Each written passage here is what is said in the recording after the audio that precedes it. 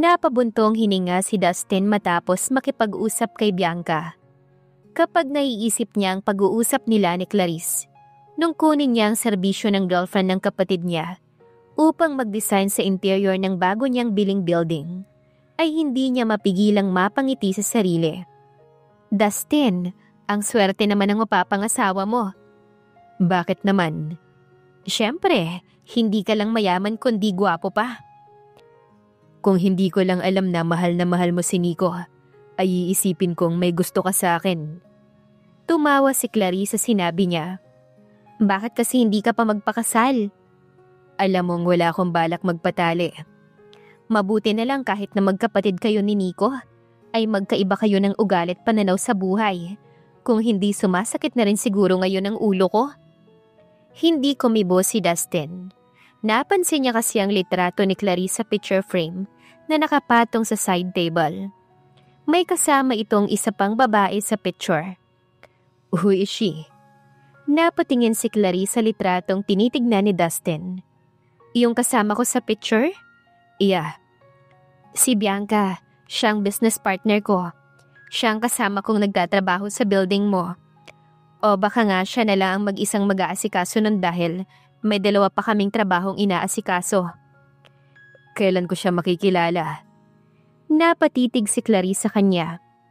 Hey, I don't like your tone. Parang may iniisip kang kalokohan. Forget it, Dustin. Sumasakit na ang ulo ng friend ko nang dahil sa pag-ibig. Dahil manluloko ang boyfriend niya. Kaya hindi ko siya ipapakilala sa'yo. Dahil ayokong magkaroon pa siya ng mas malaking problema. Paano ang deal natin? Hindi ba't kayo ang magde-design ng interior ng building? Yes. Mabilis na sagot ni Clarice. Pero ako lang ang makikipag-usap sa'yo. Hindi ko alam na ganyan ka ka-cruel. Tsaka ano ba ang tingin mo sa akin? Masama ba akong tao? Tila inis na wika ni Dustin. You're kind, thoughtful and responsible. Kaya lang ay ano? Nakaangat ang kilay na tanong ng binata sa babae.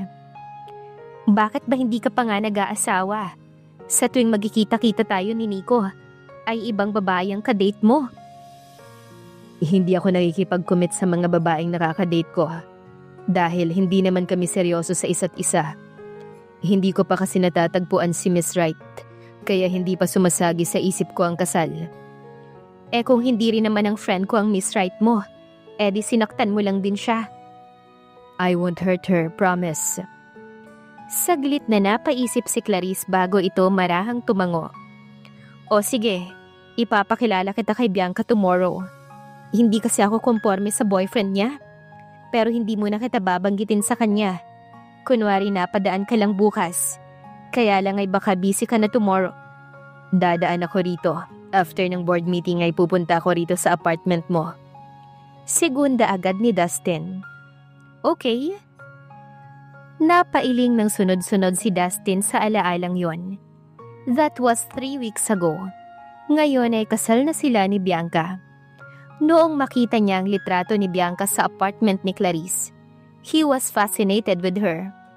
Para siyang teenager na love-struck at hindi halos makatulog kinagabihan. And when he finally met her, talagang para siyang nilindol. He hadn't expected her to be so pretty and personal. Maganda si Bianca sa litrato, pero mas maganda pala sa personal. She's a very good-looking woman. Pero nang malaman niyang buntis ito, biglang parang gumuho ang mundo niya.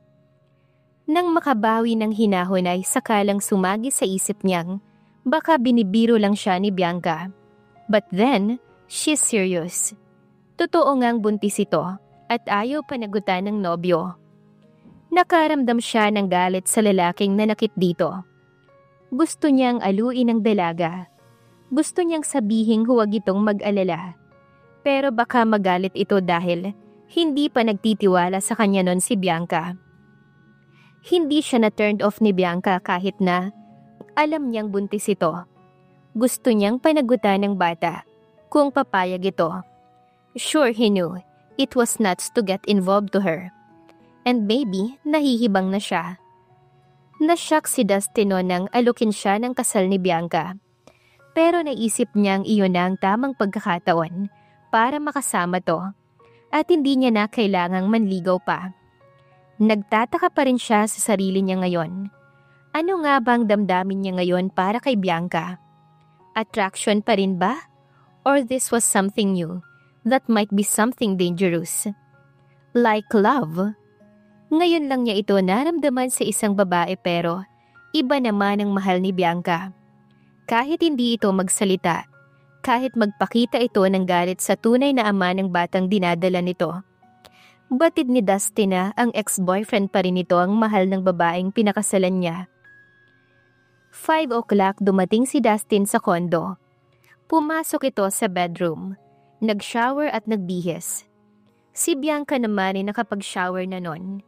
Nang dumating ang lalaki, nagbihis na siya ng jeans na dark green ang kulay at simpleng blouse na kulay puti. Hindi niya akalaing white din ang suot na shirt ni Dustin. Tinernohan nito ang pang-itaas ng light blue pants. Hindi ba naiipit ang tiyan mo sa suot mong jeans? Masuyong tanong ng binata.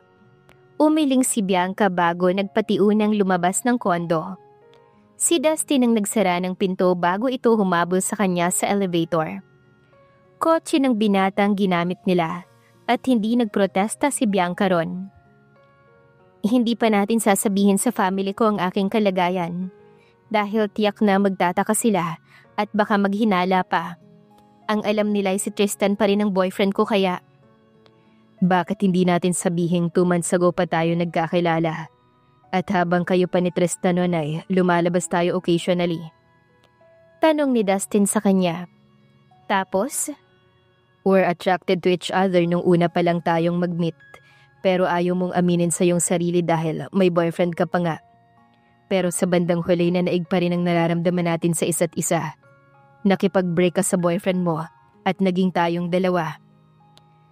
Parang napaso si Bianca dahil habang nagsasalita si Dustin, ay nakatitig ito sa kanya. Kaya bigla niyang iniwas ang mga mata. He switched the engine on bago ito marahang pinaandar ang kotse. Pumayag siya sa suggestion ng lalaki at tumuloy na sila sa bahay ng parents niya. 7 o'clock nang dumating sina Dustin sa bahay ng mga Sanchez. Sinalubong sila ng daddy at mommy niyang sina Arthur at Linda Sanchez. Sa may labas pa lang ng gate. Kaninong kotse ang dala niyo? Tanong ni Arthur sa anak na si Bianca habang nakatitig ito sa kotse. Halatang na-inlove ka agad ang daddy niya sa sasakyan. Sa unang tingin pa lang. Kay Dustin ho, Dad. Sakalang tumingin si Arthur sa gawin ng lalaking kasama ng anak. Napansin din nitong magkahawak ang kamay ni Bianca at ang lalaking kasama. Siya bang sinasabi mong ipapakilala mo sa amin? Yes, Dad. Siya ho si Dustin. I mean, Dustin Manalo.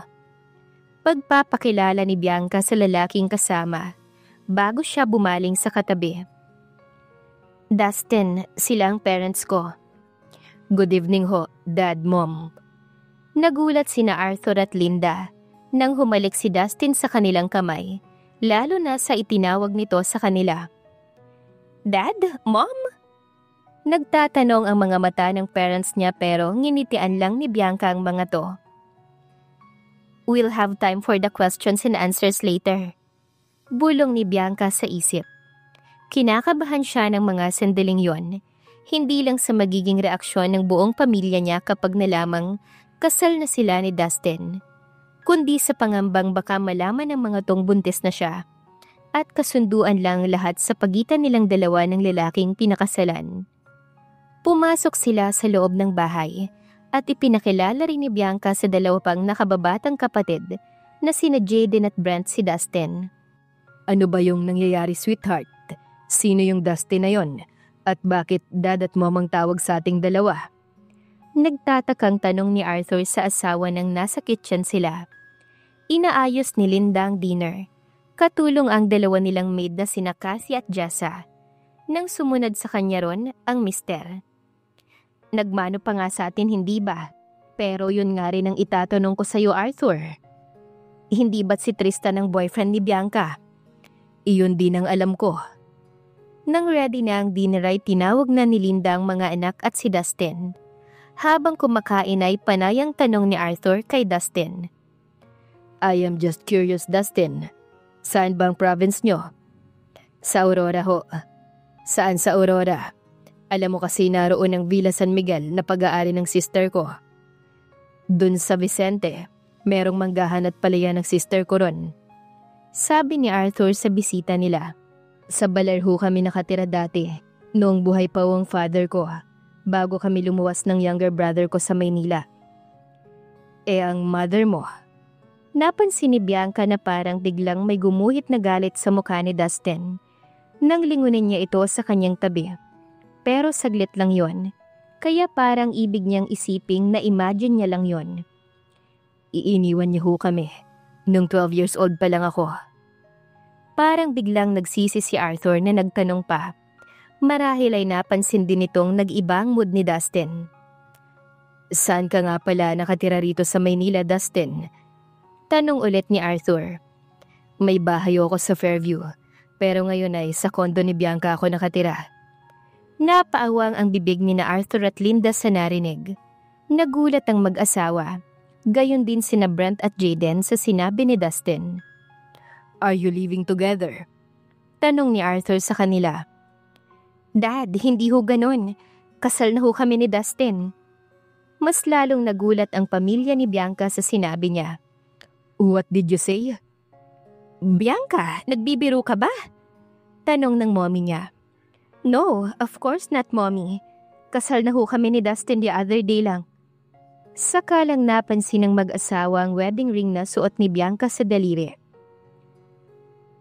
Nagpakasal ka nang hindi nagsasabi sa amin. Ikinasal ka nang wala kaming pamilya mo sa iyong tabi. Nasaan ang respeto mo sa amin ng iyong mommy ha, Bianca? Dad. Nag-iisa ka naming anak na babae. Napatigil sa pagsasalita si Arthur at nagpakawala ng isang buntong hininga. Excuse me. Arthur, hindi ka pa tapos kumain. Natitilihang wika ni Linda sa mister. Nawala na ako ng gana.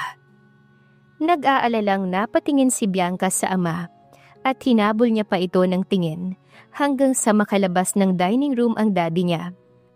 Pagkaraay naramdaman niya na hinawakan ni Dustin ang isang kamay niya at masuyo iyong pinisil. I'll talk to him. Pero Dustin, don't worry. Everything will be fine. Nang tumayo si Dustin at sundan nito ang kanyang daddy, ay tahimik na umasa si Bianca na magiging maayos nga ang lahat.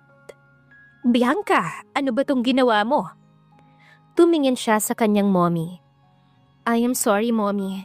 I love Dustin at wala kaming ibang nasa isip ng mga panahong mag-decide kaming magpakasal muna sa West. It is just to seal our love. Paliwanag niya sa ina. Hindi niya alam kung bakit parang napakadali niya lang sinabing mahal niya si Dustin. Parang bigla na lamang iyong nabigkas ng mga labi niya. Ano ang balak niyo ngayon? Kailan kayo magkakaroon ng church wedding? Natigilan si Bianca sa tanong na yon ng ina, pero sinikap niyang ngumiti. Next year ho, Mom, at tayong dalawang mag-aayos sa magiging wedding ko. I will love to, pero bakit next year pa? Ngiti lang ang itinugo ni Bianca sa tanong na yon ng mommy niya. Kumatok naman si Dustin sa pinto ng library, kung saan pumasok ang father-in-law niya, ayon sa isang maid. Pasok. Marahang binuksan ni Dustin ang pinto, saka siya pumasok at muling isinara yon. I want to talk to you, Dad, kung okay lang ho sa inyo. Tumango-tango si Arthur, bago itinuro kay Dustin ang isang silyang naroon. Nang tahimik na umupo si Dustin, ay naupo na rin si Arthur sa swivel chair nito. Tungkol ho sa civil wedding namin ni Bianca. I know, nagalit kayo sa kanya at sa akin din. Pero hindi naman namin sinadyang saktan kayo for that matter. Hindi kumibo si Arthur. Nakikinig lang ito sa kanya. 2 months ago lang kaming nagkakilala ni Bianca. At boyfriend niya pa nun si Tristan. Magkakilala pala kayo ni Tristan? No sir, kilala ko lang siya bilang boyfriend ni Bianca. At that time pero hindi niya ako kilala. We haven't met face to face. Paanong naging kayo ni Bianca? Nung una ho kaming magkita ay naramdaman na namin iyong matinding atraksyon para sa isa't isa. But she won't admit it. Gusto niyang maging faithful pa rin kay Tristan at sa relasyon niya. Kahit alam naman niya sa kanyang sariling nahihirapan siya. Pero hindi naman ho ako pumayag na patuloy niya akong iwasan. Hanggang sa mapapayag ko siyang lumabas kami. Yung una naming date ay nasundan ng maraming beses pa. Hanggang sa mapaamin ko siyang mahal niya nga ako. Pero ayaw niyang saktan si Tristan. Kaya gumawa na ho ako ng paraan. I actually kidnap her. Pero pumayag lang siyang magpakasal sa akin. Mahal na mahal ko ho kasi ang anak ninyo. At hindi ako makakapayag na hindi kami ang magkatuluyan.